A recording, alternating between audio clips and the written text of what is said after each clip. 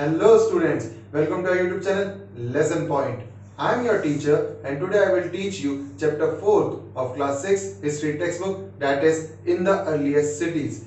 Students, अगर आपने इससे पहले हमारी 6 क्लास की हिस्ट्री सीरीज की और वीडियोस नहीं देखी है तो आप आई बटन प्रेस करके उनको देख सकते हैं और अपने दोस्तों में भी शेयर कर सकते हैं ताकि उनको भी थोड़ी नॉलेज मिले, उनको भी ज्ञान मिले और आप सभी के पेपर में नंबर अच्छे आए। ठीक है बच्चों, तो आगे चलते हैं, लेकिन उससे पहले एक चीज हमेशा याद रखो कि make it a point two subscribe lesson point. चलिए आगे बढ़ते हैं और देखते हैं कि आज हम पढ़ने क्या वाले हैं।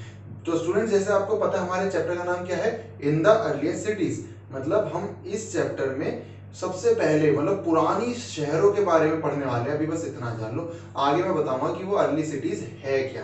ठीक है, आगे चलते हैं और अभी आप स्लाइड पे देख पा रहे होंगे बच्चों कि कौन कौन से टॉपिक हम इसमें कवर करेंगे।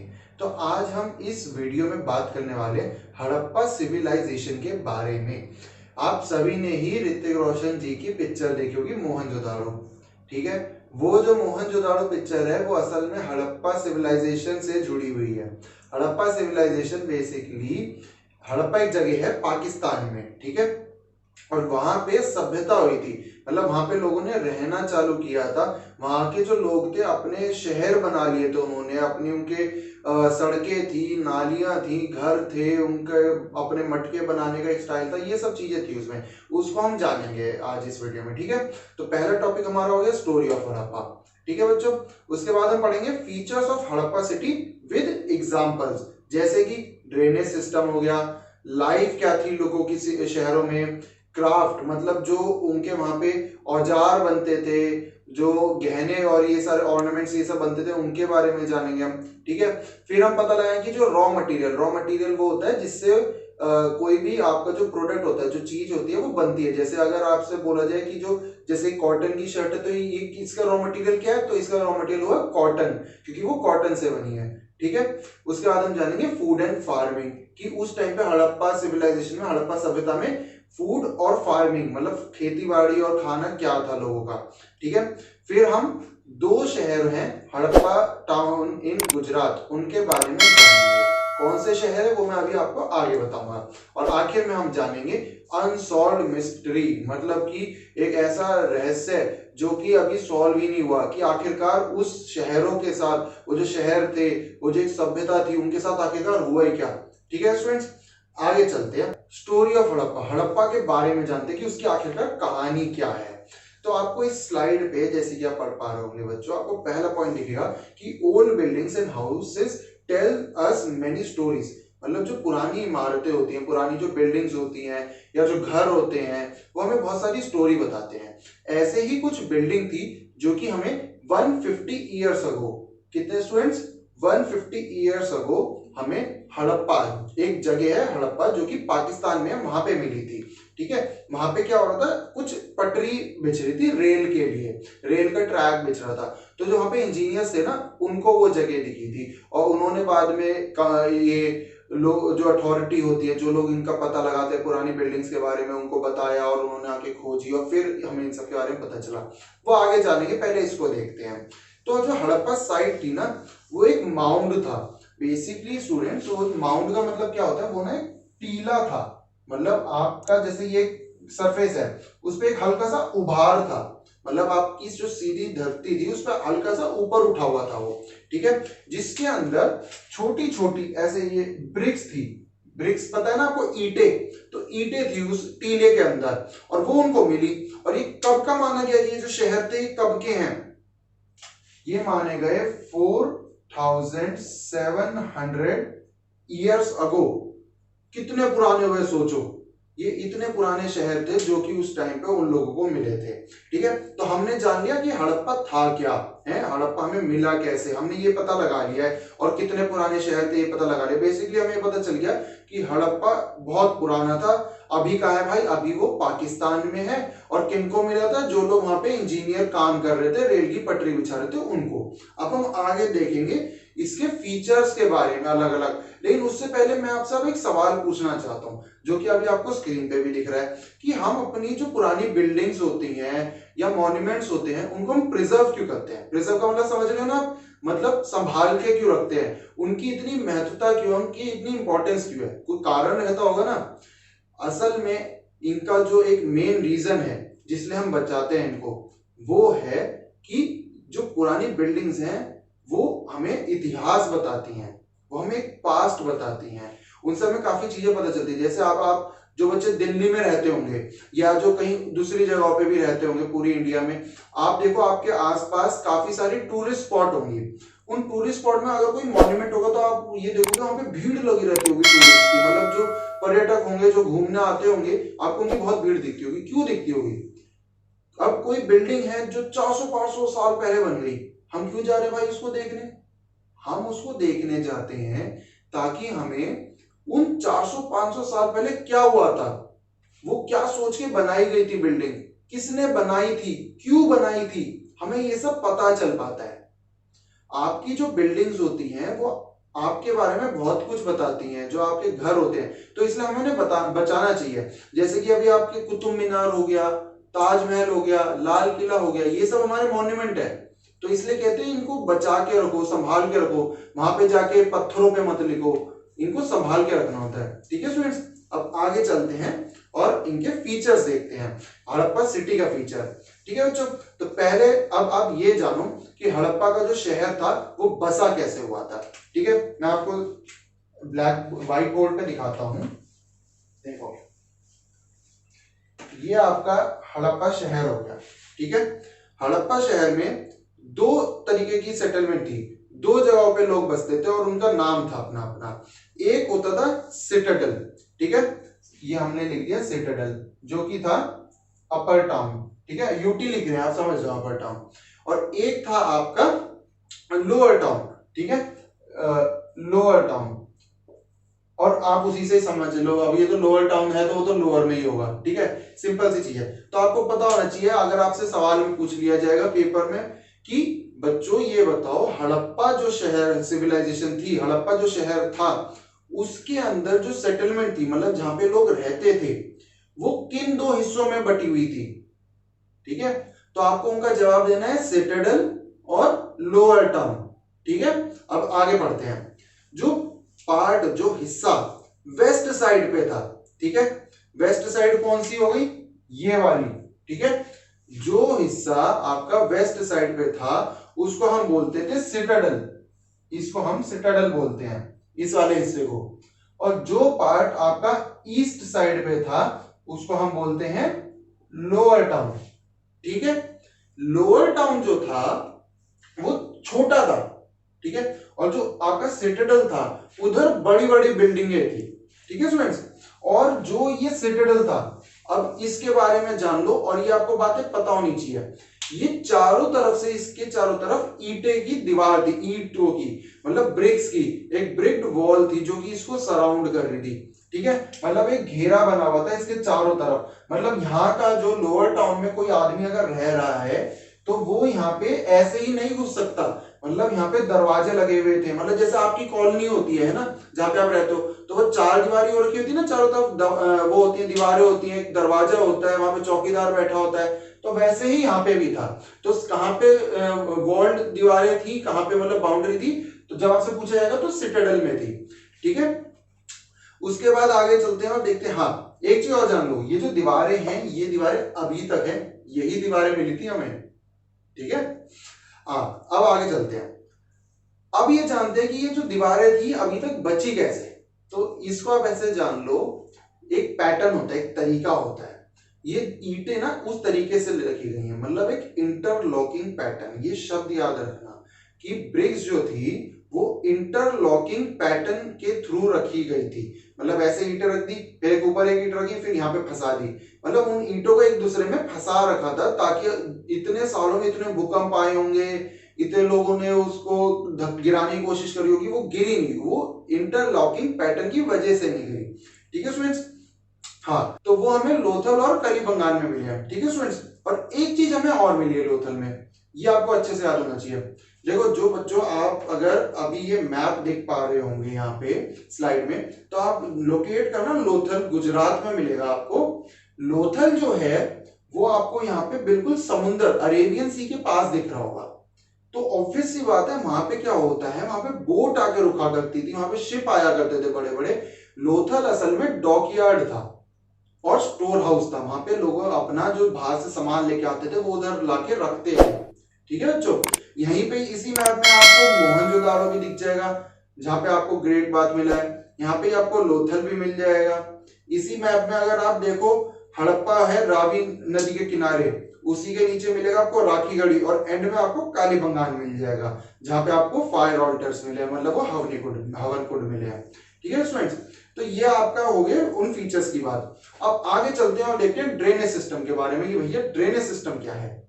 ड्रेनेज सिस्टम के बारे में आपको बताता हूँ। इसमें हम बात करने वाले हैं नालियों के बारे में, कि नाली कैसी थी उस टाइम पे, सड़कें कैसी थी।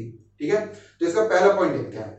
हाउसेज वर 1 और 2 story high buildings with rooms built around a courtyard. मतलब जो घर थे वो क्या होते थे, 1 या 2 स्टोरी के होते थे, 1 या 2 फ्लोर के होते थे, जिसमें जो आपका जो कमरे होते थे वो कोर्टयार्ड के चारों तरफ बनते थे। मतलब आपका जो सेंटर था घर का, उधर बरामदा होता था और चारों तरफ उसके कमरे होते थे। ठीक है बच्चों, उसके बाद है separate bathing areas and water wells were there for supply of water. मतलब क्या हुआ, बाथिंग एरिया था, मतलब उनके पास अपना खुद का बाथरूम था। ठीक है, और उनके पास अपने कुएं भी थे, किस लिए, for the supply of water, पीने के काम आता था, जानवरों के काम आता था, उससे वो अपने पानी से अपना खाना बना सकते हैं, काफी सारी जरूरतें पूरी होती होंगी उससे।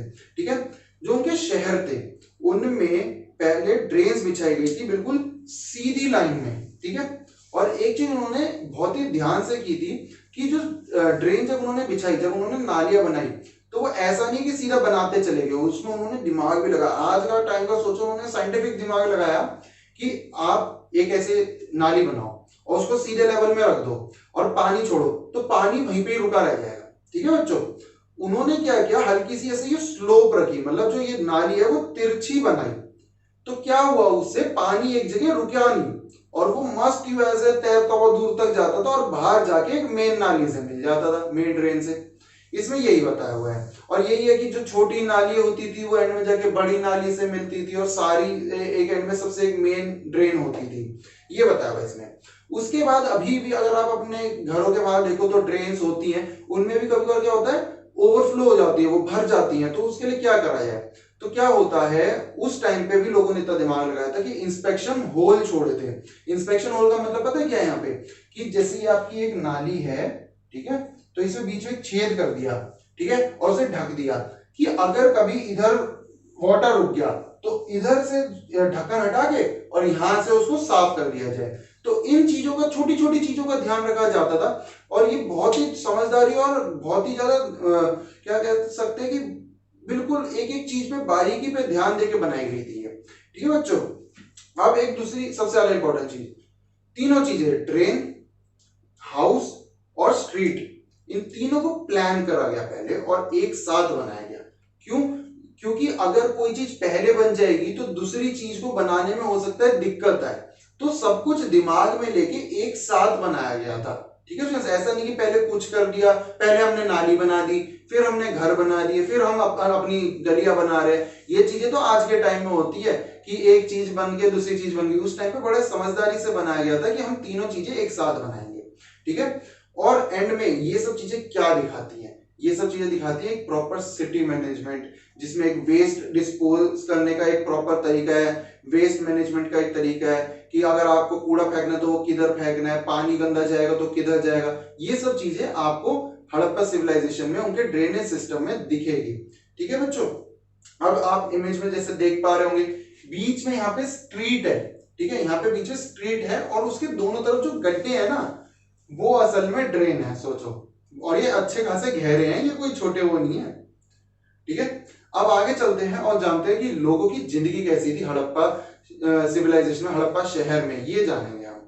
ठीक है, हड़प्पा की जो सिटी होती थी वो वेल प्लान्ड होती थी और स्पेशल बिल्डिंग्स होती थी, ये तो मैं आपको बता चुका हूँ।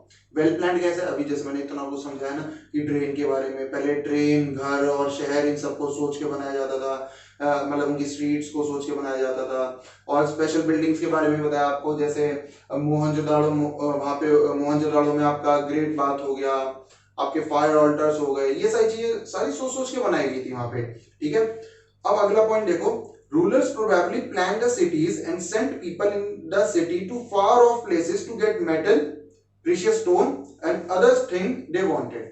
क्या मतलब है इसका? इसका मतलब है कि जो रूलर थे उस टाइम के, उन्होंने पहले प्लान करी सिटी, मतलब कि हम ये चीज यहाँ पे करेंगे, ये शहर ऐसे बनाएंगे, ये करेंगे, वो करेंगे। ये जो उस टाइम के रूलर थे उन्होंने ये प्लान करा। फिर उन्होंने अपने आदमियों को बाहर भेजा कि तुम भाई दूसरी जगहों में जाओ, दूसरे शहरों में जाओ और वहां से प्रीशियस पत्थर, मतलब जो इंपॉर्टेंट स्टोन होते हैं जिनकी वैल्यू महंगे हैं, ठीक है, वो लेके आओ, मेटल लेके आओ, लकड़ी लेके आओ, इन सब चीजों को लेके आओ और फिर उससे हम अपने यहाँ पे नई नई चीजें बनाएंगे। ठीक है, rulers kept all the precious item and valuable objects like gold, silver, ornament and beautiful beads. जो राजा महाराजा होते थे वो सारी जो वैल्यूएबल ऑब्जेक्ट है हुई, जैसे गोल्ड हो गया, सिल्वर हो गया, ऑर्नामेंट, और ये जो बीड्स मतलब एक गले में पहनने का एक वो होता है, ऑर्नामेंट होता है, ये है, इन सारी चीजों को राजा अपने पास रखा करता था। ठीक है, अब हम जानेंगे स्क्राइब्स के बारे में। जैसे कि अभी हमने बोला ना life of people in the city, हम ये पढ़ रहे हैं, अभी तक हमने राजा की बात करी। अब हम एक दूसरे लोगों के बारे में जानेंगे जिनको हम बोलते थे स्क्राइब्स। ठीक है, scribes were those who knew how to write, they helped kings to prepare seal and wrote on different objects to preserve their story। Scribe कौन होते थे बच्चों, यहाँ पे वो बताया गया है। स्क्राइब वो होते थे जो कि राजा महाराजा की मदद करते थे, किसमें? लिखने में। क्या लिखते थे, कैसे लिखते थे? वो क्या करते थे, सील्स पे लिखते थे, मतलब एक पत्थर सा होता था और उसके ऊपर वो अपनी भाषा में, आज की भाषा नहीं, उनकी अपनी एक अलग भाषा थी, वो उसमें लिखा करते थे। ठीक है, क्या करते थे वो लिख के उस एक तरीके से वो प्रिजर्व करते थे अपनी जो हिस्ट्री है, जो उनका एक उनकी लाइफस्टाइल थी, जैसे वो जी रहे थे, वो उसको प्रिजर्व करते थे कि आगे आने वाली जो वो होगी हमारी सिविलाइजेशन होगी, जो आगे आने वाली हमारी जनरेशन होगी, वो जान सके कि पहले के लोग ऐसे थे। ठीक है, अब अगले लोगों के बारे में बात करते हैं जो दूसरे लोग थे, वो थे क्राफ्ट पर्सन। ये थे main and women who made all kind of thing in their homes और स्पेशल वर्कशॉप और फैक्ट्री यूजिंग रॉ मटेरियल। ये वो आदमी और औरत थे जो कि अपने घर में, अपनी दुकानों में बैठ के, अपनी फैक्ट्री में बैठ के स्पेशलाइज चीजें बनाते थे। किनसे? रॉ मटेरियल से, जो वो अलग अलग जगहों पे लेते थे। अब बच्चों अगर आपसे सवाल पूछा जाएगा कि हड़प्पा में लाइफ कैसी थी लोगों की, मतलब शहरों में, तो आप अभी इस स्लाइड का स्क्रीनशॉट मार लो भले। ठीक है, यही आपको आंसर में लिखने हैं, ये जो पॉइंट मैंने लिखे हुए हैं, इसलिए पेन पेंसिल से आप इनको नोट भी कर सकते हो। ठीक है स्टूडेंट्स, और आखिर में आते हैं चिल्ड्रन के ऊपर, मतलब आप बच्चों के ऊपर। आप जैसे छोटे छोटे उस टाइम पे बच्चे थे, ये बच्चे क्या करते थे, हमें कुछ टेराकोटा टॉयज मिले हैं। मतलब उस टाइम पे एक प्रोडक्ट होता है, वो टेराकोटा बोलते हैं उसको, मतलब जिससे खिलौने बनाए गए थे उस टाइम पे। जैसे आज के टाइम में आपके प्लास्टिक के खिलौने होते हैं, उस टाइम पे टेराकोटा के खिलौने थे। ठीक है, वो हमें मिले हैं। ये माना जाता है कि बच्चे उनसे खेलते होंगे। ठीक है, जिनको मतलब जैसे कह सकते हैं हमें बुलक कार्ट, मतलब बैलगाड़ी का मिला है, हमें कुछ घोड़े मिले हैं। तो इन चीजों से पता चलता है कि बच्चे खेला करते थे इन खिलौनों के साथ, हमें ये पता चला है। ठीक है स्टूडेंट्स, आगे बढ़ते हैं। तो देखो बच्चों, अभी जैसे मैंने आपको बताया बुलक कार्ट्स और टेराकोटा टॉयज के बारे में, अभी आप स्क्रीन में एक टेराकोटा टॉय देख पा रहे हो। ये खिलौने थे बेसिकली, उस टाइम पे बच्चे इन चीजों से खेला करते थे। ओके स्टूडेंट, तो बच्चों आगे बढ़ते हैं और देखते हैं क्राफ्ट इन द सिटी। ये हमारा टॉपिक है अगला। इसमें हम जानेंगे कि जो शहर थे हमारे, उसके अंदर क्राफ्ट का जो काम था वो कैसे होता था। क्राफ्ट वर्क क्या होगा, मतलब जैसे जो आपका मटके बनाए जाते थे, जो आपके औजार बनते थे, जो आपके गहने बनते थे, वो कैसे बनते थे, ये टूल्स, ऑर्नामेंट, ये सब चीजें। ठीक है, तो हम पहला पॉइंट देखते हैं इसका। Most of the objects were made of stone, shell and metal. मतलब ज्यादातर जो आपके ऑब्जेक्ट होते थे वो या तो पत्थर के बने होते थे, या फिर शेल के, जो कि समुद्र से मिलते हैं उनके होते थे, या मेटल के। मेटल कौन कौन से होंगे? कॉपर, ब्रॉन्ज और ये गोल्ड और सिल्वर, ये सारी चीजें। एक चीज इंपॉर्टेंट है बच्चों, अभी पेन उठा के इन सारी चीजों को लिख लो, जो भी आपको स्लाइड में यहाँ पे हाईलाइटेड थोड़े बोल्ड वर्ड दिख रहे हैं ना, उनको आप नोट कर लो, क्योंकि ये आपको पेपर में लिखने को आ सकते हैं। ठीक है, अब बात करते हैं कि कॉपर एंड ब्रॉन्ज किस काम आता था। ठीक है, तो कॉपर और ब्रॉन्ज काम आता था पहली चीज तो टूल बनाने के लिए। ठीक है, फिर वेपन बनाने के लिए, फिर ऑर्नामेंट्स के लिए, और आखिर में जो आपके वेसल्स होते हैं उनके लिए, मतलब जो आपके बर्तन होते हैं जिसमें उस टाइम पे लोग खाना खाते होंगे, वो कॉपर और ब्रॉन्ज के होते होंगे। ठीक है स्टूडेंट्स, अब आते हैं gold and silver. Gold and silver दो चीजों के काम आता था, या तो वो आपके ऑर्नामेंट्स के काम आता था या फिर वेसल्स के काम आता था। ये बड़े सिंपल है, आपको ये पता होना चाहिए कि कॉपर, ब्रॉन्ज और गोल्ड ये तीनों किन किन चीजों के काम आते थे। आप बुक में देखोगे, बुक में भी यही लिखा हुआ है, मेरी स्लाइड में भी यही लिखा हुआ है, तो आप भला यही रहेगा कि आप अभी पेन उठा के फटाफट नोट कर लो अपना कि कौन सी चीज काम में थी। आगे चलते हैं और दूसरा पॉइंट देखते हैं, वो है historians also found beads, weights and blades which were carefully shaped. Weights were made of chert, a kind of stone. तो हिस्टोरियंस को कुछ बीड्स मिली हैं, जैसे वो जो पहनने की होती है ना, जो मैंने आपको बताया था माला टाइप, वो मिली है। वेट मिले हैं, जैसे आप सब्जी वाला आता है तो आप उससे लेते हो ना, सब्जी लेते हो तो बट्टे रखे होते हैं जिससे तोला जाता है सब्जी को, वो मिला है। ब्लेड मिले हैं कुछ, ये सब चीजें हमें वहां पे मिली है जिनकी एक बिल्कुल सेम शेप थी, केयरफुली डिजाइंड थे वो सारे। और एक चीज इंपॉर्टेंट याद रखना कि जब वेट के बारे में कुछ आएगा और ये पूछा है कि वेट किस चीज के बने होते थे, तो आपको क्या बोलना है, चर्ट, CHERT, चर्ट नाम से एक स्टोन होता है, उस चीज के आपके वेट बने होते थे। ठीक है फ्रेंड्स, अब आगे चलते हैं, अब देखते हैं बीड्स। बीड्स जैसे मैंने आपको बताया एक माला टाइप होती है, वो किस चीज की बनी होती थी, तो बीड्स ज्यादातर बना होती थी कार्नेलियन स्टोन की। किस स्टोन की, कार्नेलियन। ये आपकी बुक में भी लिखा हुआ है, ऐसा नहीं है मैं कुछ बहुत हाई फाई चीज बता रहा हूँ, ये सारी चीजें आपकी बुक में लिखी हुई है, आपको पता होनी चाहिए। कार्नेलियन स्टोन की बनी होती थी और इनका कलर होता था रेड। ठीक है, इंपॉर्टेंट है, याद रखना। ठीक है, आगे चलते हैं और पढ़ते हैं सील्स के बारे में। सील्स जो होती थी वो बेसिकली बच्चों रेक्टेंगुलर होती थी शेप में, मतलब आपकी इस शेप में होगी। ठीक है, ये रेक्टेंगुलर का कुछ और ही बन गया, लेकिन रेक्टेंगल शेप में होती थी और इनके ऊपर कोई एक एनिमल बना होता था, जैसे मैंने ये खरगोश सा बना दिया, छोटा सा, या चूहा जो भी कह सकते हो, इस शेप में होती थी और इनके अंदर एक एनिमल बना होता था और ये हर सील का अपना अपना एक मतलब होता था। ठीक है, अब आगे चलते हैं, अपना लास्ट पॉइंट देखते हैं, वो है फायंस। फायंस क्या था, ये बेसिकली एक आर्टिफिशियल मटेरियल था which was used to make beads, bangles, earrings and tiny vessels and give them shiny glass surface look.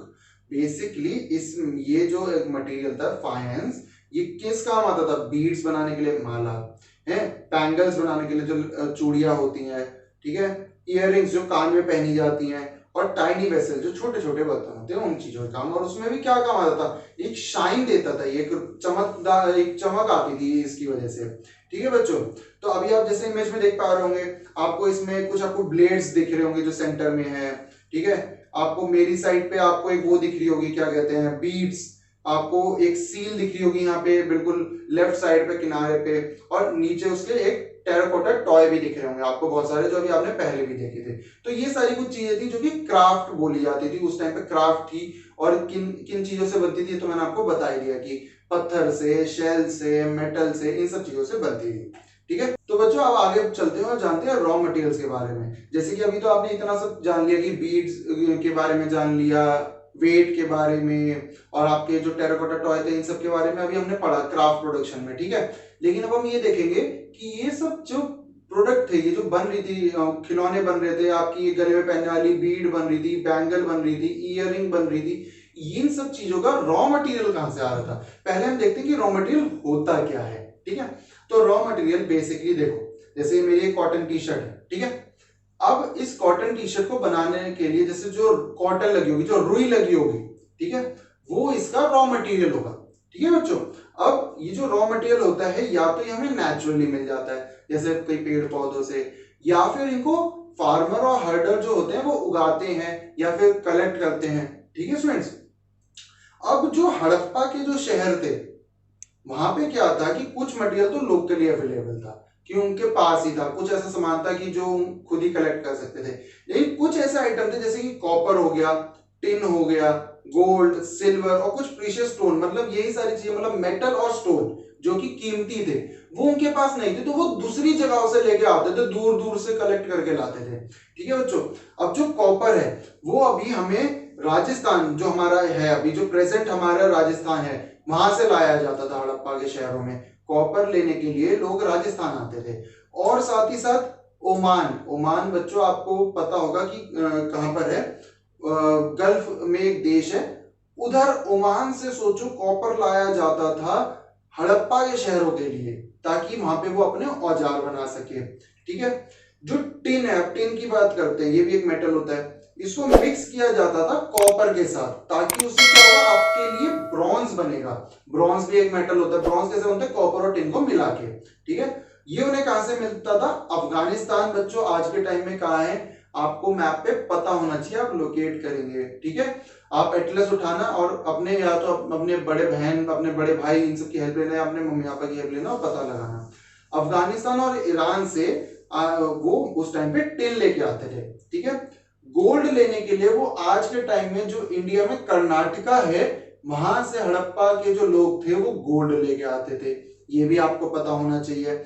और जो प्रीशियस स्टोन है, मतलब जो कीमती पत्थर हैं, वो बच्चे ये गुजरात, ईरान और अफगानिस्तान यहां से लेके आते थे। ठीक है, अब इन चीजों को याद रखना, इन चीजों को लिख भी लो, ये सारे मैंने हाईलाइट करे हुए कि कॉपर कहां से लाते थे, टिन कहां से लाते थे, गोल्ड कहां से लाते थे, और कीमती ये जो प्रीशियस स्टोन होते थे ये कहां से लाते थे, ये सब आपको पता होना चाहिए। ठीक है, अब आगे चलते हैं और देखते हैं फूड एंड फार्मिंग। ठीक है, उस टाइम पे कुछ लोग जो थे हड़प्पा में वो शहरों में रहते थे। ठीक है, कुछ लोग जो थे वो गांव में रहते थे। जो पीपल जो गांव में रहते थे हैं, वो फसलें उगाते थे और खेती बाड़ी करते थे, हर्डिंग करते थे, मतलब जानवरों को इकट्ठा करके उनको पालते थे। ये सब लोग अपना काम करते थे और ऐसे वो एक तरीके से अपना खाना उत्पन्न करते थे, खाना प्रोड्यूस करते थे। कैसे, खेती बाड़ी करके, जानवरों को पाल के, इन सब चीजों से। ठीक है, these farmers supplied food to scribes, craft person and rulers living in the cities. मतलब ये जो लोग थे, स्क्राइब मैंने आपको बताया कौन होते हैं, जो कि राजा के लिए लिखते थे। ठीक है, और क्राफ्ट पर्सन जो ये चीजें बनाते थे, जो आज के टाइम में जैसे बैंगल हो गई, पॉटरी, ये सब चीजें, और आखिर में रूलर। इनके लिए ये फार्मर जो थे ये खाना भेजा करते थे शहर में। ठीक है, plant remain from Harappa site tell us that people grow wheat, barley, pulses, peas, rice, sesame, linseed and mustard. बच्चों देखो, ये चीज मैं जानता हूं बोरिंग है, मैं सच खुद कह रहा हूं, आपको पता होना चाहिए कि ये सारी फसलें कौन सी हैं, तो इसलिए आपको इन सबके नाम याद होने चाहिए। ठीक है, जब आपसे पूछा है कि उस टाइम पे लोग कौन कौन से फसलें खाते थे, तो आपको उनका नाम यहाँ पे लिखना होगा, wheat, barley, sesame, peas, rice, ये सब चीजें लिखनी होगी। ठीक है, farmer use to plough the earth and turn the soil for planting seeds. मतलब जो किसान होते थे वो प्लो करते थे जमीन को, है, ताकि मिट्टी जो उनकी वो खुले और उसके अंदर बीज डाल सके, और उसे बंद करते तो फिर फसल उगती थी।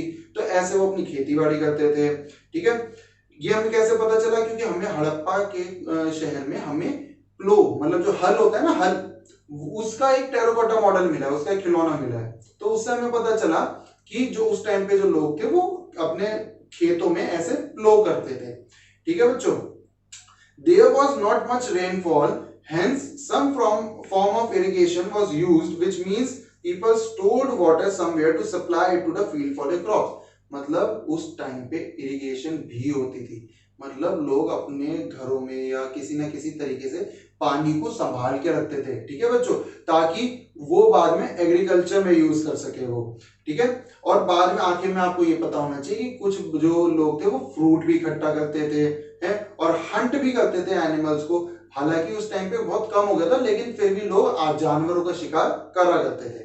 ठीक है बच्चों, अब जो मैंने आपको बताया था कि मैं दो शहरों के बारे में बात करूंगा, उनकी बात करते हैं।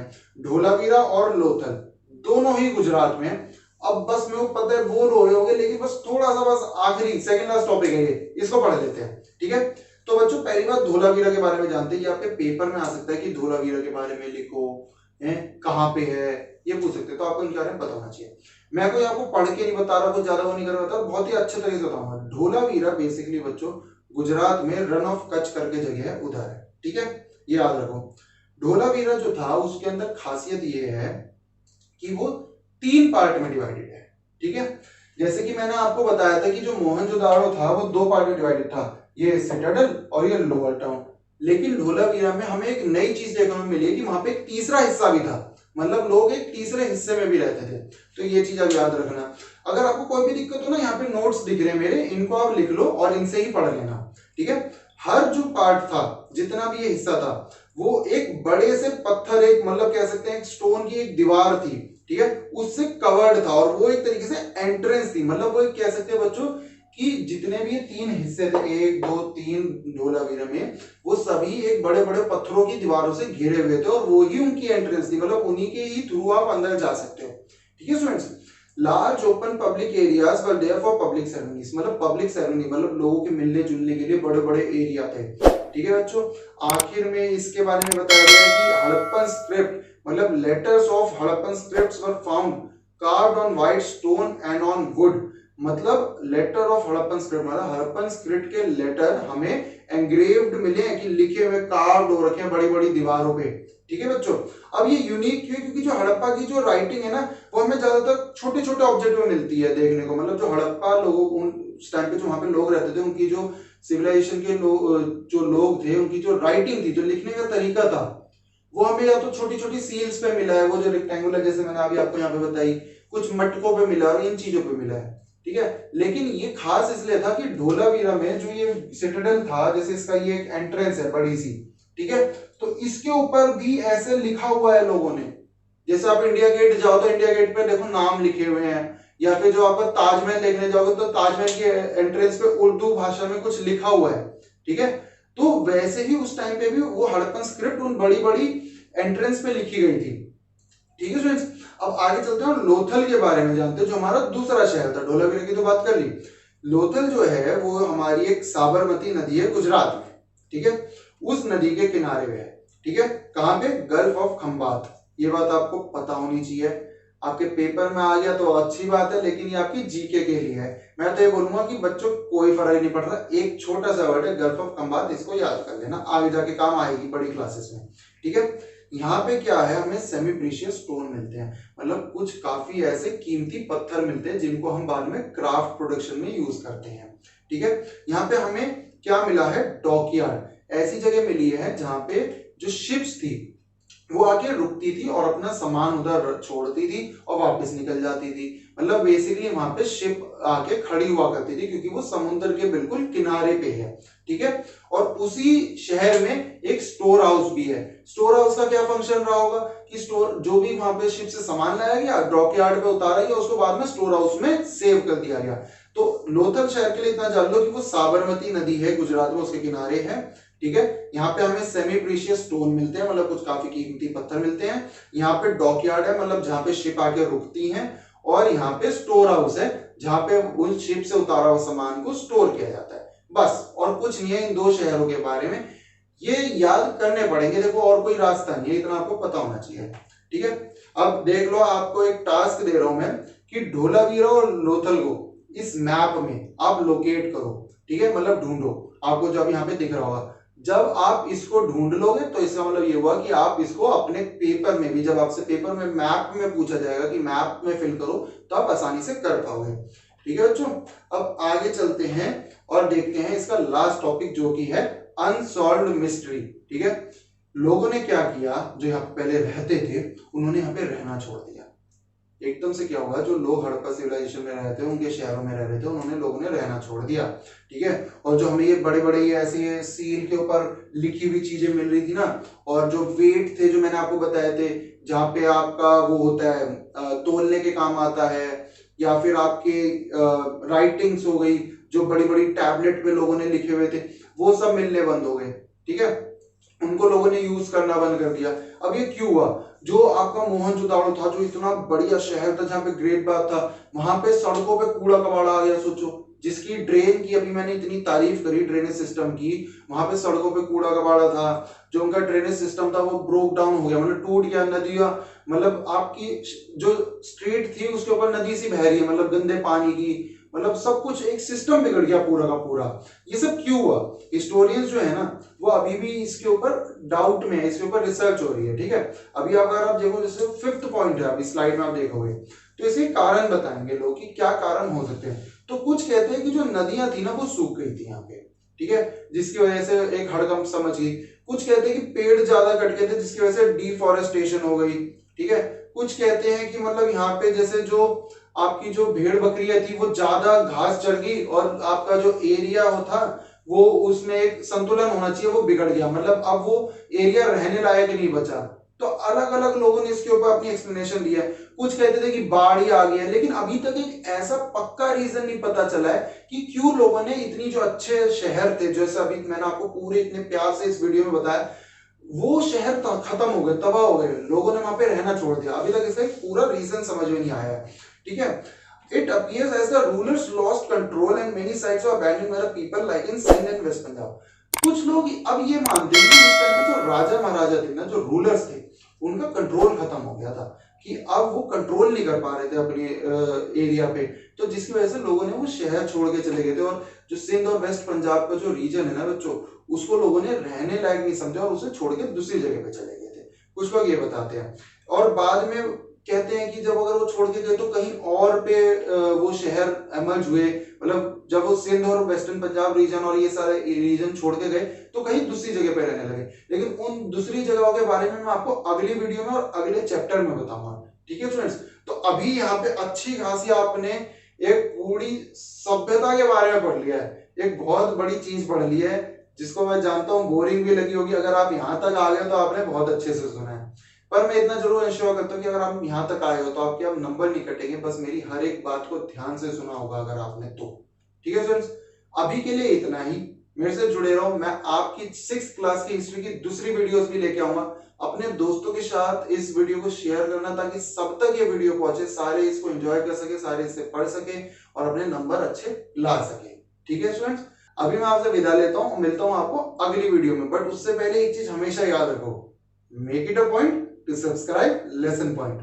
Okay students, thank you.